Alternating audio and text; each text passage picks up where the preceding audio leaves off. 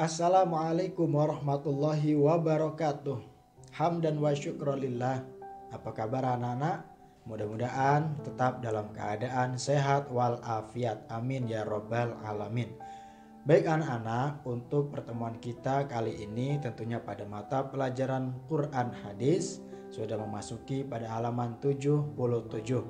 Silahkan dipersiapkan buku paketnya, lalu dibuka halaman 77, yaitu tentang kisah berhikmah. Sudah dibuka? Kalau sudah, mari kita awali pembelajaran kali ini dengan bersama-sama mengucapkan kalimat basmalah. Bismillahirrahmanirrahim. Baik anak-anak, diperhatikan Pak Guru akan membahas tentang kisah berhikmah yang berjudul Seorang Raja dan Anak Kecil. Pak Guru bacakan dulu. Suatu ketika di sebuah negeri di Jazirah Arab, seorang raja sedang bermusyawarah bersama para menteri, gubernur, alim ulama, dan perwakilan rakyatnya. Mereka sedang bermusyawarah untuk mencari jalan terbaik mengumpulkan dana untuk biaya perang menghadapi musuh yang akan menyerang negeri mereka. Jadi ada salah satu raja bermusyawarah dengan para rakyatnya dan juga para pengawal-pengawalnya dan juga para menterinya, membahas tentang persiapan peperangan, tapi tidak ada dana sama sekali, yaitu untuk mencari jalannya bagaimana nih supaya perang terlaksana dengan adanya dana yang akan kita bahas kali ini. Salah seorang menteri mengusulkan agar meminta sumbangan pada rakyat. Seorang gubernur berpendapat agar menaikkan pajak rakyat. Ulama memberikan saran agar mengambil zakat orang-orang kaya. Jadi ada beberapa pendapat nih ketika di dalam musyawarah ataupun kumpul-kumpul bersama para raja. Jadi salah seorang menteri berpendapat agar meminta sumbangan-sumbangan kepada rakyatnya. Nah, ada menteri selanjutnya yaitu memberi saran agar menaikkan pajak-pajak kepada rakyat. Nah, pada saat itu ketika musyawarah sedang berlangsung, saling memberikan pendapat ataupun memberikan saran, tiba-tiba seorang anak kecil berusia 12 tahun berdiri mengacungkan tangannya dan berkata, "Saya tidak sependapat kalau harus dibebankan kepada rakyat. Rakyat sedang dalam keadaan susah." "Hai anak kecil, diamlah," hardik salah seorang gubernur. "Aku tidak akan diam sebelum menyampaikan pendapatku. Coba kalian baca sejarah, Imam Muhyiddin Nawawi juga pernah mengalami keadaan sulit seperti ini, yaitu negerinya akan diserang penguasa Mesir yang bernama Dair Piprus. Namun Imam Muhyiddin tidak memberikan saran yang memberatkan rakyat. Imam Muhyiddin menyarankan agar raja, para pejabat kerajaan, dan orang-orang yang memberikan sebagian besar hartanya untuk biaya perang. Imam Muhyiddin langsung memberikan contoh. Imam Muhyiddin memberikan hampir seluruh harta yang dimilikinya berupa emas, berlian, dan beberapa kebun anggur untuk dijual. Nah, ketika anak kecil tersebut berpendapat bahwasanya aku tidak akan pernah diam sebelum aku menyampaikan pendapat bahwasanya ketika raja-raja harus membaca sejarah.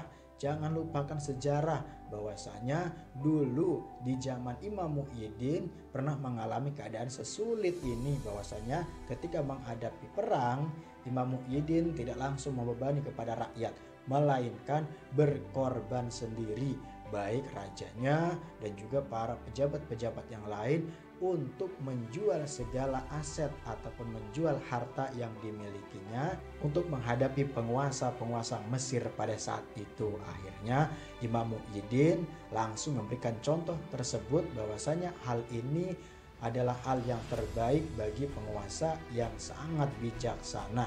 Jadi keadaan yang sangat krisis ataupun dalam keadaan yang sulit seperti ini, Imam Muhyiddin tidak mau memberatkan rakyatnya, apalagi membebankan. Semua hadirin tercengang dan mengangguk-angguk. Sang raja pun meneteskan air mata dan menyadari kekeliruannya.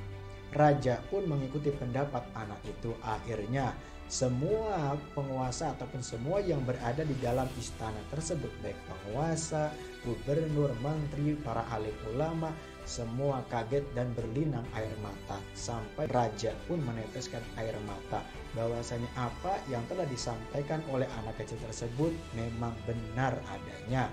Akhirnya semua raja dan penguasa tersebut sependapat dan ingin mengikuti nasihat dari anak kecil tersebut. Nah, itulah kisah seorang raja dan anak kecil. Anak kecil walaupun masih berusia 12 tahun, tapi yang diucapkannya itu adalah sebuah nasihat yang bertuah, nasihat yang baik. Apa salahnya kita sebagai orang dewasa harus mengikutinya, harus patuh, harus taat terhadap apa yang dinasihati anak kecil tersebut. Selagi berbuat kebaikan, apa daya kita harus mengikuti dan mengamalkannya. Nah, di sini ada penanaman budi pekerti di halaman 79. Budi pekerti yang pertama sudah dibuka, halaman 79, penanaman budi pekerti. Yang pertama, pemimpin harus mementingkan kepentingan umum di atas kepentingan pribadi. Jadi, apabila kita nanti menjadi seorang pemimpin, entah pemimpin apapun itu, harus mementingkan kepentingan umum di atas kepentingan pribadi. Jangan sampai kepentingan pribadi kita besarkan sedangkan kepentingan umum kita abaikan. Jadi harus mengedepankan kepentingan umum dulu. Kepentingan rakyat kita utamakan. Barusan ketika sudah terpenuhi kepentingan masyarakat, kepentingan rakyat, baru kepentingan kita secara pribadi. Yang kedua, walaupun masih anak-anak, asalkan pendapatnya bermanfaat harus dihargai. Tuh, walaupun masih anak-anak, jadi seusia kelas 3, walaupun itu nasihatnya baik, ya kita sebagai orang dewasa ataupun yang mendengarkannya harus menghargai apa yang diucapkan oleh anak-anak tersebut. Undur maqala wala tangdur mangqala. Lihatlah atau perhatikanlah apa yang diucapkan dan jangan sampai memperhatikan siapa yang mengucapkan.